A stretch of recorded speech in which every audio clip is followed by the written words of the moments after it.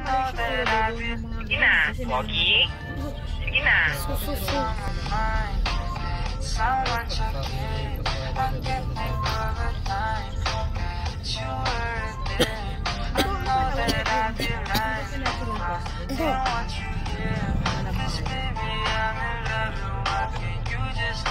Nag-aaral ka sa school?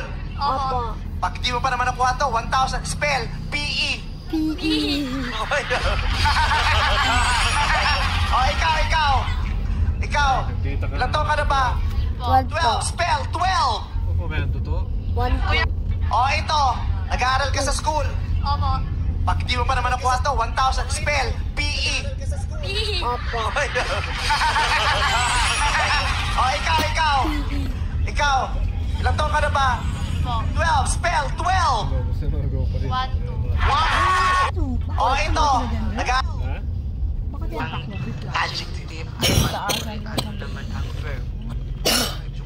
Ang kalokohan nila. Bigyan kita ng ano, ha? Dahil nagkakasalimboy ka. Alam ko, hindi malaki sweldo mo. Yung unang letra, P. Susunod, A. Susunod, N. Susunod, T. Ilan na lang? 5 seconds, go! Pandesal. Nakaraan, ma'am. Regular customer din natin yung matanda. Siguro po tayo ng ulam, itong Lucky Me, Yung Lucky pera Me, niya, tapos yung binili niya. masarap po tayo ulam pag walang kanin. Pero double Masarap check po niya tayo sa kanin akin. pag walang ulam. Tapos, Masarap tayo ulam pag in-explain wala ko kayong sa kanya ulam. kung bakit gano'n. Dadamihan niyo lang. Tapos binilang ko na rin yung barya niya. Tapos pinakompute niya pa sa calculator. Hello, guys. Tawang tawa na talaga si Warren sa kanya. Walang ulam. Masarap tayo ulam pag wala kayong ulam. Dadamihan niyo lang ng konting sabaw. Ngayon, masarap po talaga ito Lucky Me. Bilhin niyo na ito.